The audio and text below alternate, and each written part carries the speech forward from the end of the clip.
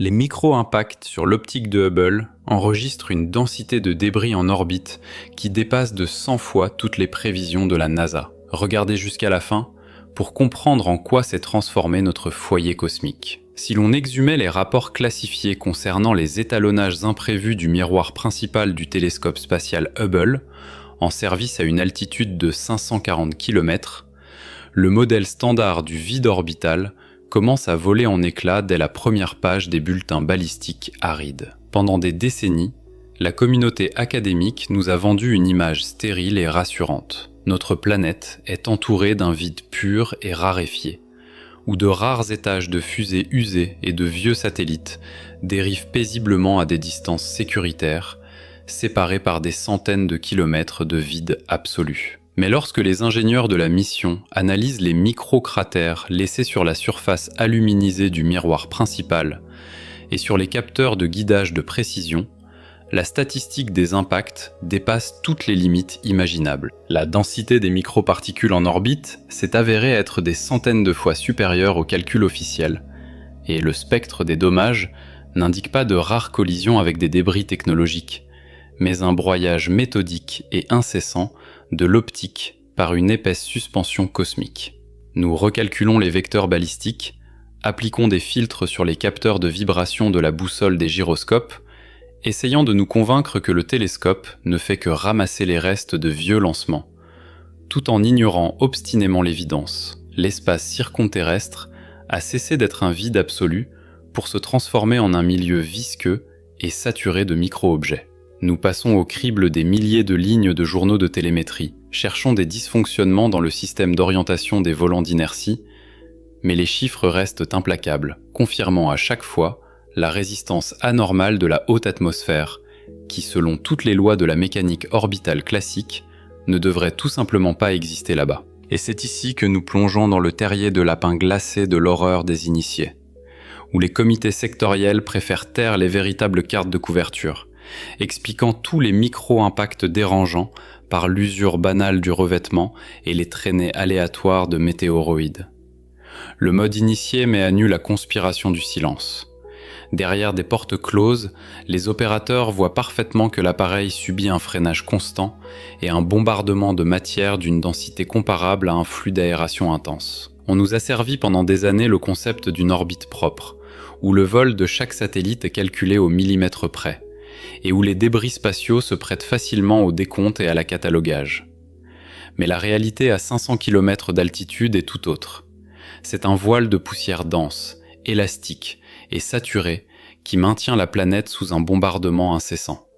Comme si l'atmosphère terrestre, à sa limite supérieure, s'était mise à matérialiser une masse cachée à partir de rien. Nous feuilletons nerveusement les rapports internes du centre de contrôle, où,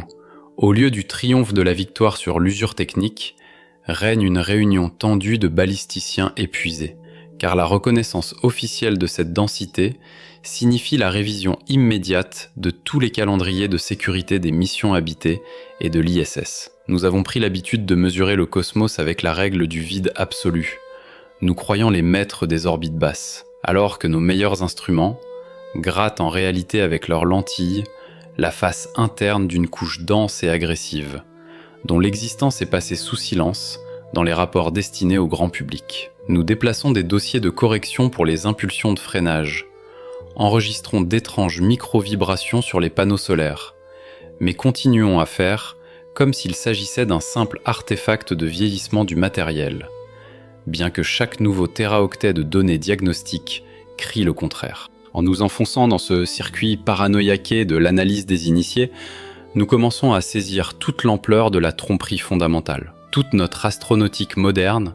est bâtie sur l'hypothèse d'un espace circonterrestre, vide et docile,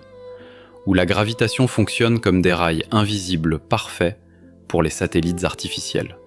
Mais l'orbite terrestre a une limite de densité précise, au-delà de laquelle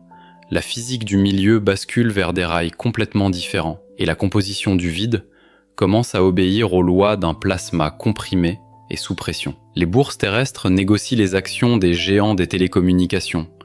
Les gens construisent des carrières, lancent de nouvelles constellations Internet et planifient le tourisme commercial, croyant sincèrement qu'au-dessus de nos têtes,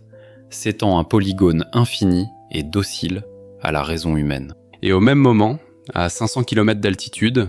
les miroirs vieillissants de Hubble enregistrent la densité d'un milieu dont on ne nous parlera jamais dans les manuels universitaires,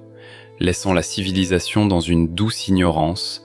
au fond d'un profond puits gravitationnel. Nous tournons en rond autour de ces graphiques de dégradation de l'optique, comprenant qu'au-delà de la ligne invisible de la haute ionosphère, commence une zone où nos formules mathématiques se fendent de manière fatale, transformant toute tentative de calculer la longévité des orbites en une errance aveugle à travers un labyrinthe sans fin. Nous essayons d'appliquer les anciens modèles de freinage balistique aux nouvelles anomalies de densité, mais la matrice s'effrite en 0 et en 1, révélant un gouffre béant entre nos ambitions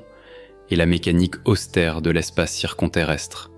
où chaque révolution autour de la planète est punie par une collision violente avec une barrière que les manuels se gardent de mentionner. Nous essayons de nous rassurer en nous disant que toute divergence dans le calcul des micro-impacts peut être imputée à l'activité solaire et à l'expansion des couches supérieures de la thermosphère, comme si la nature elle-même était tenue de s'adapter à nos manuels et à nos vieux standards de laboratoire. Mais les instruments n'enregistrent pas un freinage progressif dû à un gaz raréfié, mais un flux croissant et strident de microparticules qui poussent les capteurs de guidage de précision à perdre le fil, comme juste avant d'entrer dans une couche météoritique dense. Nous recalculons les trajectoires de rendez-vous, cherchons des erreurs de calibrage de l'obturateur du télescope, observons les taux d'usure exorbitants des matrices en silicium et nous sentons comme des enfants enfermés dans une pièce sans fenêtre qui tapent sur les murs en croyant fermement qu'au-delà s'étend un cosmos infini et vide, bien que le son sourd et dense de l'impact nous renvoie sans cesse à la dure réalité d'un espace clos. Les ingénieurs du centre de contrôle regardent ces graphiques têtus où chaque nouveau téraoctet de télémétrie efface les derniers espoirs d'un cosmos propre et sûr, et dans le silence des quarts de nuit naît une compréhension poisseuse. Au-delà des orbites familières, ne nous attend pas la liberté du vide ouvert, mais un examen sévère, face à un milieu dont la densité dépasse toutes nos hypothèses astronomiques. Nous construisons de nouvelles fusées lourdes, dessinons des cartes ambitieuses de méga-constellations de satellites, planifions l'expansion sur les orbites basses, mais nous oublions le détail le plus simple et le plus effrayant. Nous n'avons toujours pas quitté le parc pour enfants, car le périmètre même de notre planète n'est pas tracé au hasard, mais avec une précision si froide et calculée que toute tentative de s'ancrer en altitude provoque une réaction immédiate du milieu, contractant l'espace. Et en continuant à tourner sans fin dans ce circuit fermé de la folie des initiés, en versant de nouvelles portions d'ironie amère dans nos raisonnements convulsifs sur la toute-puissance de la raison, nous nous heurtons de front au même mur d'aliénation universelle, où toute tentative de trouver une logique dans l'isolement planétaire